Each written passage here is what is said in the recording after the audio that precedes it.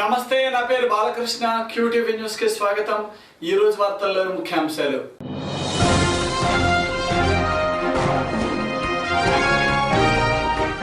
Railway అధికారులు ఏర్పాటు చేసిన సైన్స్ ఎగ్జిబిషన్ కు అనూహ్య స్పందన. వేలాదిగా హాజరవుతున్న విద్యార్థులు.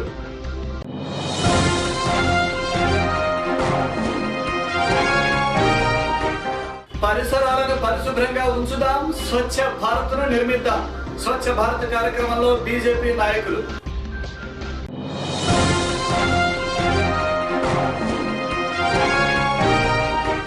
పర్యావరణ పరిరక్షణ ప్రతి ఒక్కరి బాధ్యత. మొక్కలు నాటుదాం, గ్రీన్ గుంటూరును నిర్మిద్దాం. తూర్పు ఎమ్మెల్యే ముస్తఫా.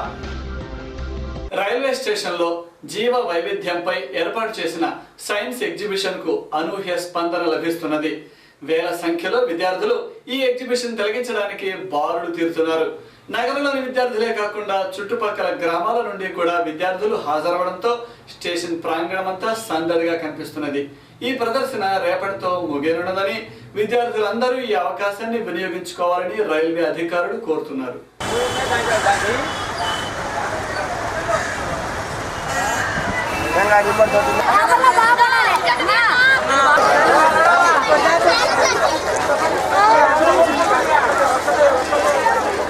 భారతదేశంలో ఉన్నటువంటి బయోడైవర్సిటీని మీరు చూస్తారన్నమాట. అసలు ఎవరు క్యాంప్ మీరు ఎక్కడికి వచ్చారండి? Don't touch anything. Don't touch anything. Move in two lines, children. Go in two lines. Our parents should దయచేసి విజ్ఞప్తి, మీ దగ్గర ఉన్నట్టే మొబైల్స్ కానీ కెమెరాస్ కానీ ఉంటే స్విచ్ ఆఫ్ చేసుకోవాలండి. మీరందరూ కూడా మన భారతదేశంలో ఉన్నటువంటి జీవ వైవిధ్యాన్ని మీరు చూడొచ్చు. The biodiversity of India. మన భారతదేశంలో biodiversity specially run by Ministry of Environment, Forest and Climate Change and Department of Science and Technology. This train has come to Guntur railway station and it is there for tomorrow also. Exhibition timings are morning 10 o'clock to evening 5 p.m. Visitors are requested to not carry baggages with them while visiting this exhibition. This exhibition is showcasing 10 different biogeographic zones, the flora fauna of 10 different biogeographic zones. As well as we also showcase from this platform the endemisms found in India. ప్రధాని నరేంద్ర మోడీ పిలుపునిచ్చిన స్వచ్ఛ భారత్ కార్యక్రమానికి రోజు రోజుకి స్పందన పెరుగుతున్నది. నేడు BJP నాయకులు, కార్యకర్తలు ఈ కార్యక్రమంలో భాగంగా స్థానిక దేవపురంలోని ఈఎస్ఐ హాస్పిటల్ ప్రాంగణాన్ని శుభ్రపరిచారు.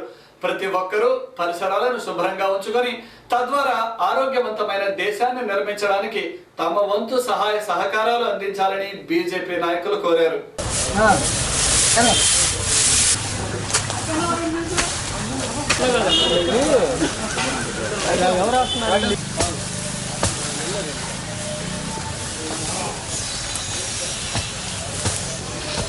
కానీ నరేంద్ర మోడీ గారు మన దేశాన్ని అగ్రదేశాల సరసన నిలపడానికి ప్రధానమైనటువంటి మాధ్యమం స్వచ్ఛ భారత్. మన దేశం పరిశుభ్రంగా ఉంటే ఆరోగ్యకరమైనటువంటి భారతదేశం నిర్మాణం అయితే అన్ని రంగాల్లో మనం పోటీ పడగలుగుతాం. మన దేశం ప్రపంచ దేశాల్లో అభివృద్ధి చెందిన దేశాల్లో ఒకటిగా ఉంటుందనేటువంటి లక్ష్యంతో స్వచ్ఛ భారత్ పిలుపునివ్వడం జరిగింది. స్వచ్ఛ భారత్ పిలుపుకి దేశంలో ఎన్నడూ లేని విధంగా అన్ని వర్గాల ప్రజలు, పారిశ్రామికవేత్తల దగ్గర నుండి సామాన్య పౌరుడిగా కూడా ఈ యొక్క స్వచ్ఛ భారత్ కార్యక్రమంలో విలీనమై పనిచేస్తారని మమేకమవుతున్నారు. స్వాతంత్రానంతరం ఒక నినాదం ఇంతగా ప్రజలను ఆకర్షించింది, ఇంతగా చర్చ జరిగింది, ఇంతగా ప్రజలు మమేకమై పనిచేసింది ఎన్నడూ కూడా లేదు. ఇది ప్రజలు స్వచ్ఛందంగా పనిచేస్తున్నారు. నరేంద్ర మోడీ గారు ఏదైతే ఒక సంవత్సరానికి 100 గంటలు దేశం కోసం, పరిశుభ్రత కోసం, ఆరోగ్య భారత్ కోసం కృషి చేయమన్నారు. పర్యావరణ పరిరక్షణ ప్రతి ఒక్కరి బాధ్యత అని, అందరూ విధిగా మొక్కలు నాటి పర్యావరణ సమతుల్యత కాపాడాలని తూర్పు ఎమ్మెల్యే ముస్తఫా అన్నారు. తన వంతుగా నగరంలో ఇప్పటికీ సుమారు 2000 మొక్కలు పంపిణీ చేశామన్నారు. ఈ కార్యక్రమానికి కొందరు దాతలు సహాయం అందించారని, వారందరికీ పేరు పేరున కృతజ్ఞతలు అని అన్నారు. భవిష్యత్తులో ఈ కార్యక్రమాన్ని కొనసాగిస్తామని, గ్రీన్ గుంటూరు నిర్మాణంలో ప్రతి ఒక్కరూ తమ సహకారం అందించాలన్నారు.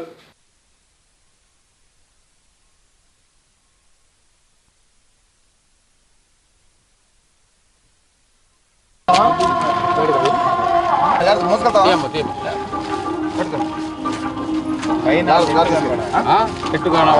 అందరికి కూడా మొహరం శుభాకాంక్షలు తెలియజేస్తూ, జీవితంలో ఎవరైనా సరే, ఏ పార్టీ అయినా, ఏ కులమైనా, ఏ మతమైనా, మనం ప్రతి ఒక్కరికి సేవ చేయాలనే ఉద్దేశం ప్రతి ఒక్కరిలో ఉండాలని చెప్పేసి, అలాగే ఈ నగరం అంతా పచ్చగా ఉండాలనే ఉద్దేశంతో ఇప్పటికి ఒక 2000 మొక్కలు తీసుకోవడం జరిగింది.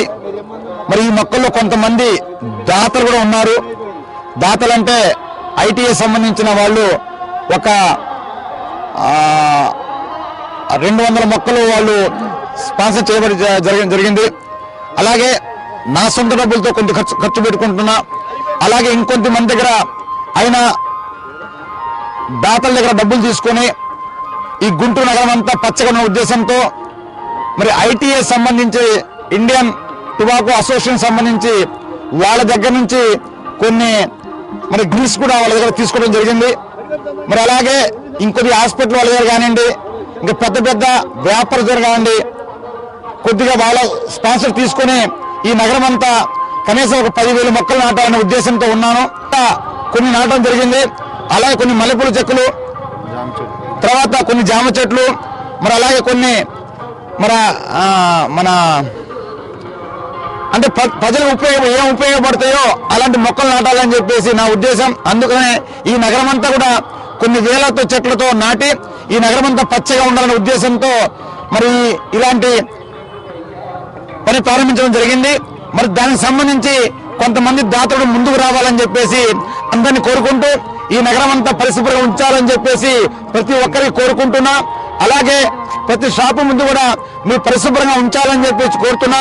ఎందుకంటే ఎక్కడ పడితే అక్కడ చెత్త చెదారం లేకుండా మీరు పరిశుభ్రం చేసుకుంటే రాబోయే కాలంలో మరి రోగాలు బారిపడకుండా రాబోయే కాలంలో కూడా అందరూ కూడా నేర్చుకుని ఈ నగరం అంతా పరిశుభ్రం ఉండడానికి నా ప్రయత్నం చేస్తూ మీరు కూడా తలా ఒక చెయ్యాలని చెప్పేసి ప్రతి ఒక్కరిని కోరుకుంటూ ఉన్నాను. స్థానిక మంగళదాస్ నగర్ 2వ లైన్ లో ఉన్న శ్రీ పద్మావతి గోదా సమేత శ్రీ కళ్యాణ వెంకటేశ్వర స్వామి వారి దేవస్థానంలో తిరుమల తిరుపతి దేవస్థానం ఆధ్వర్యంలో ద్వాదశి కైసిక వ్రతాన్ని భక్తి శ్రద్ధలతో నిర్వహించారు.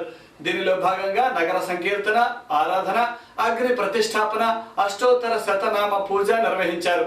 ఈ సందర్భంగా భక్తులు అధిక సంఖ్యలో పాల్గొని స్వామివారిని దర్శించుకున్నారు.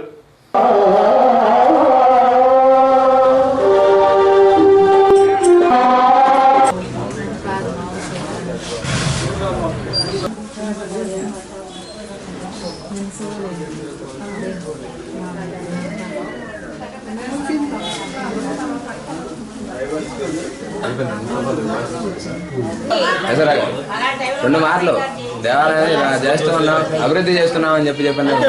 కానీ కసరా ఈ విధంగా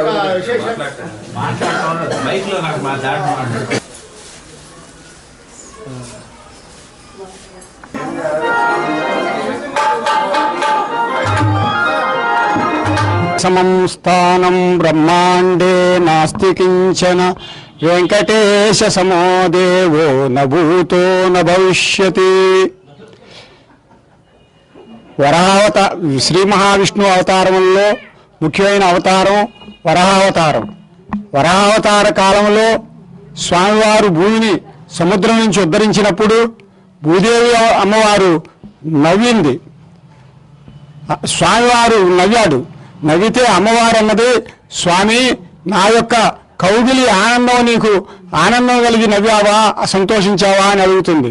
కాదు, నీ కౌగిలి ఆనందం కాదు, అక్కడ తిరుకుడు క్షేత్రంలో మాలదాసరి సత్యవ్రతుడు సత్యమూర్తి పాడుతున్న వ్రతాన్ని మంగళ కౌశికి రాగానికి నాకు ఆనందం కలిగి భక్తుల యొక్క సంకీర్తన యొక్క ఆనందంతో నేను నవ్వాను కానీ నీ కౌగిలి సుఖానికి కాదు అమ్మా అంటాడు అమ్మతోటి. గత 51 రోజుల నుండి బకాయి పడిన వేతనాలు చెల్లించాలని ఐకేపీ యానిమేటర్లు చేస్తున్న రిలే దీక్షలు కొనసాగుతూనే ఉన్నాయి. ఇన్ని రోజులు గడిచినా ఏమాత్రం స్పందించని ప్రభుత్వ తీరుపై వారు తీవ్ర ఆగ్రహం వెలుబుచ్చారు. తమకు వేతనాలు చెల్లిస్తామని ప్రభుత్వం మాట ఇచ్చినా 17 నెలల నుండి వేతనాలు చెల్లించకుండా తీవ్ర ఇబ్బందులకు గురిచేస్తున్నదని ఆవేదన చెందారు. ఇప్పటికైనా తమ సమస్యలు పరిష్కరించే దిశగా చర్యలు తీసుకోవాలని ఉద్యోగులు కోరారు.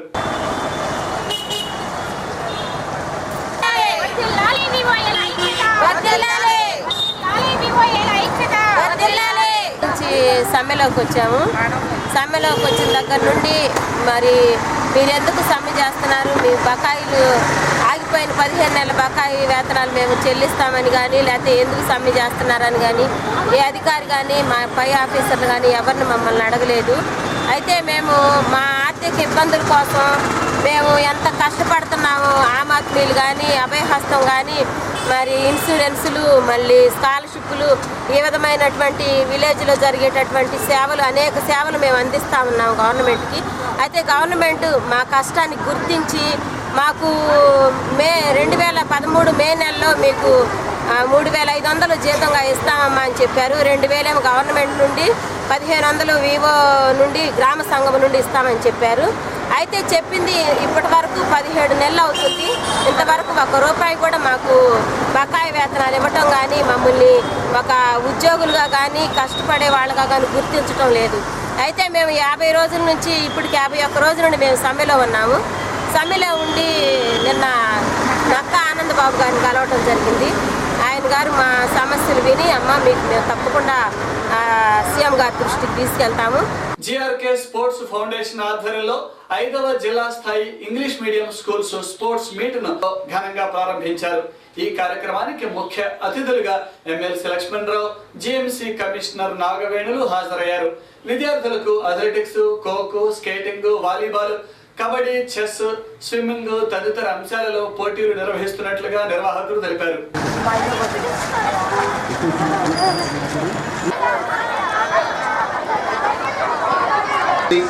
మీలో ఉన్నటువంటి క్రీడా నైపుణ్యాన్ని కూడా వెలికి తీరనే ఉద్దేశం. తర్వాత ఈ మెడికల్ సీట్స్ కానీ ఇంజనీరింగ్ సీట్స్ లో కూడా 2% రిజర్వ్ చేస్తా ఉన్నాను.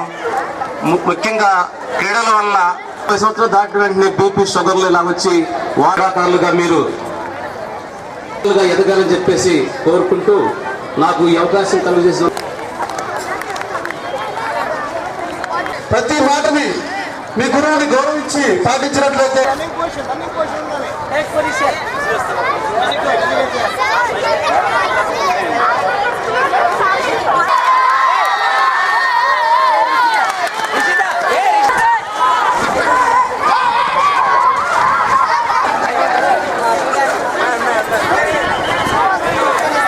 ఏం జరుగుతున్నా కూడా ఎవరు టాపెస్ట్ పర్సన్స్, ఎవరు వరల్డ్ రికార్డ్ క్రియేట్ చేస్తున్నారు, ఎవరు ఎందులో ముందున్నారు, మన దేశంలో మన పాత్ర ఎంత, మనం ఎక్కడున్నాం, ఈ విషయాలన్నీ మీకు ఇప్పుడు క్షణంలో తెలిసిపోతున్నాయి. కమ్యూనికేషన్ వేగంగా ఉంది కనుక, ఆ కమ్యూనికేషన్ మాధ్యమాలు మీడియా చాలా జాగ్రత్తగా ఉంది కనుక, ఎక్కువ ఉంది కనుక, నెట్వర్కింగ్ సిస్టమ్ అంతా ఉంది కనుక, స్మార్ట్ ఫోన్స్ అన్నీ ఉన్నాయి కాబట్టి మీ అమ్మ నాన్న దగ్గర కానీ, అంకుల్ దగ్గర కానీ ఫోన్లు ఉంటే అవన్నీ తీసుకుని మీరు చూస్తుంటారు.